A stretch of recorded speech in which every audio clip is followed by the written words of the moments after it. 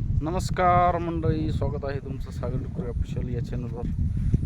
तर रात्री शिवाजी चव्हाण या दादाने आपल्याला 2 वेळेस कमेंट टाकली, दादा चाऱ्यावरती व्हिडिओ बनवा.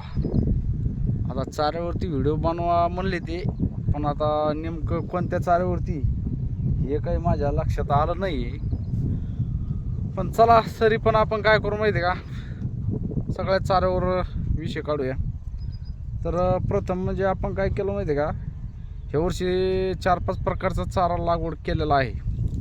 पण विषय काय झाला, ह्या वर्षी चारा लागवड करणं आणि पावसाचं प्रमाण कमी, त्याच्यामुळे काय व्हायला लागलं, जो काही चारा आपण लागवड केलेला आहे हा व्यवस्थित उगून नाही राहिला. आता तुम्ही बघू शकता, याच्यामध्ये आपण स्मार्ट नेपियर लावलेलं आहे. कुठं मोठं उगलेलं दिसत असेल तुम्हाला, हे बघा इथं उगलंय, पण काही ठिकाणी उगलं नाही. त्याचं कारण काय आहे, पाऊस जास्त प्रमाणात नाही. पाऊस जर चांगला असता ते 100% उगलं असतं, पूर्ण उगलं असतं. आता हे 3 सारे लावले आपण, पण इथं कुठं मोठं उगलं, काही उगलं नाही. त्याच्यानंतर आपण ही शेवरी लावलेली. आता ही शेवरी जवळपास गुडघे इतकली असती, पण हे नाही जमलं. आता याच्यामध्ये थोडं गवत काढायचं राहिलं, इकडे काढलं आम्ही वरती.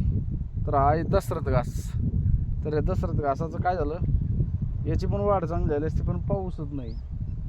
पाऊस नसल्यामुळे काय झालं, याची वाढ खुंटली, जागेच वाढच होईना. आता हे झाला 2-3 नंबरचा चारा. त्याच्यानंतर तुम्हाला सांगतो, याला आपल्याला कापणी चालू राहिली असती. हा आहे आपला मार्वेल. आणि मार्वेलचं पण असं झालं, याला पाऊस चांगला लागतो, पाणी लागतं. पाणी आपल्याकडं नाही, पाऊस पण व्यवस्थित नाही. त्याच्यामुळे याचं काय व्हायला, याची वाढ होईना. आणि शेळ्याला एक कापणी झाली, दुसऱ्या कापणीला आज वाढलाच नाही. त्याच्यानंतर आपण तुतीची एकच वळ लावलेली, ही आता लावली म्हणा. ते पलीकडे स्मार्ट नेपियर होतं. तर आता त्याच्यानंतर आपण सुबाबळ लावली होती मित्रांनो. सुबाबळ काय झालं माहिती आहे का, आपण काय म्हणलं, या बांधाच्या साईडनं आपण लावू 2-3 तास. तर काही ठिकाणी उगली, काही ठिकाणी फेल झाली. फेल म्हणजे कशानं खाली काय माहिती, नुसतं शेंडे कातरले आहे. इथं बी शेंडे कातरलेलं आहे. नुसतं शेंडे कातरून टाकले, एक तर सशाना म्हणा, नाहीतर मग वाढणून म्हणा, काहीतरी शेंडे कातरत चाललेलं आहे. आता आपण काय केलं, हे व्यवस्थित नाही उगल्यामुळं आपण काय केलं, हे असं नवीन जुगाड केला आता. तर याच्यामध्ये आपण काय केलं, पन्न्यामध्ये ह्या बिया खोसलेल्या आहेत, दिसत असेल तुम्हाला, एवढं व्यवस्थित नसेल दिसल. तर याच्यामध्ये काय व्हायला, आता एक कोंब फुटू राहिले याला. हे बघा, हे आता याला कोंब फुटा लागलेत.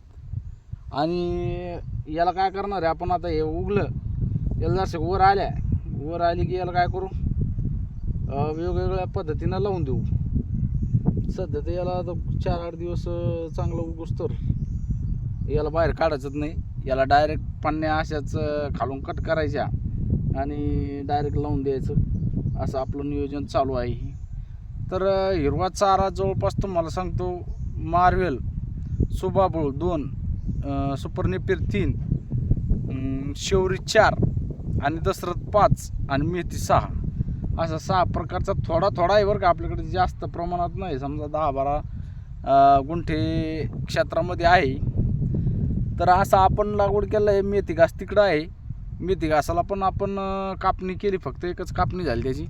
आणि नंतर ते काय कापणीला आला नाही, कारण की पाऊसच यावर्षी फक्त माल असे, म्हणजे खरं तर देवाच्या काहीतरी कृपेने माल आलेले आहेत. नाहीतर एवढा काही पाऊस म्हणजे आमच्याकडं झालेला नाही. सध्या पण या शेतामध्ये कुठं भेगलाच असेल तसेच. आणि हे मार्वेल गवत इतकं फास्ट वाढतं मित्रांनो, पण याला पाणी पाहिजे. आता आपल्याकडं पाण्याची अडचण असल्यामुळं सगळाच गोंधळ झाला यावर्षी. एक तर पाणी नाही आणि पावसाचं प्रमाण कमी, त्याच्यामुळं थोडा गोंधळ झालेला आहे यावर्षी. हो द्या, यावर्षी जरी झाला तर पुढल्या वर्षी आपण सगळं रेग्युलर चांगलं व्यवस्थित करूया. त्याच्यानंतर आता सुक्या चाऱ्यामध्ये जर म्हणलं तर सुक्या चाऱ्यामध्ये आपल्याकडं कडबा आहे. त्याच्यानंतर हरभऱ्याचं बुसकट आहे. तुरीचं भुसकट आहे आणि बांडी कडबा आहे. काही ठोकर येतात, ठोकर कडबा जरा खायला जीवार करते शेळ्या, पण त्याला आपण काय करू आता, कुट्टी मशीनीतून काढून आणली पर्याय नाही त्याला. आपल्याकडं कुट्टी मशीन नाही, पण आहे एक जणाकडं, तर त्यांच्याकडं काढून आणू त्यांच्याकडून आणि शेळ्यांना खाऊ घालू. आता अडचण फक्त तुम्हाला सांगतो 2 महिने अजून आहे, समजा 2-3 महिने नंतर काय होतं, हिवाळ्यामध्ये नुसतं हिरव्या चारा जरी टाकला शेळ्यांना, 2 टाईम हिरवा चारा आणि 1 टाईम सुका जरी असला तरी चालतो, पण पावसाळ्यामध्ये सुका चारा जास्त प्रमाणामध्ये पाहिजे. सुका चारा हा 2-3 वेळेस जरी टाकला ना तुम्ही, हिरवा चारा फक्त 1 वेळेस जर वापर केला हिरव्या चाराचा तरी पण चालतं, कारण की हिरवा चारा हा पावसाळ्यामध्ये कमीच प्रमाणामध्ये पाहिजे, 10% पाहिजे, जास्त प्रमाणामध्ये हिरवा नाही पाहिजे. पण काय होतं, आता एवढ्या मोठ्या शेळ्या आपल्या 16 मेंबर आहेत सगळे समजा पिल्लं धरून, तर यांना खायला भरपूर लागतंय, पण नियोजन थोडं चुकलं यावर्षी. जाऊ द्या, होत असतं, पुढं आपण चांगलं नियोजन करूया.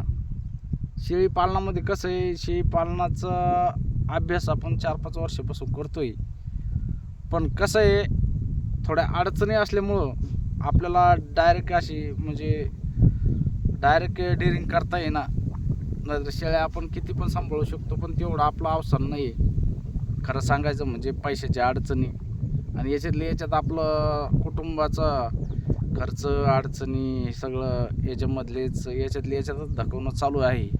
त्याच्यामुळे आपल्याला जास्त काही वाढ करता येणार नाही. शेळी पालनामध्ये शेळ्या कमीत कमी 25-30 शेळ्या पाहिजेत, तेव्हा चांगल्यापैकी इन्कम. 10 शेळ्याचं कमीत कमी 10 शेळ्याच्या पुढं शेळ्या पाहिजे, तेव्हा आपल्याला चांगला इन्कम दिसू शकतो याच्यातून. 4, 5, 7 शेळ्यावर काही होत नाही, पण आता कसं आहे, जसे दिवस आले तसे काढावं लागतात मित्रांनो.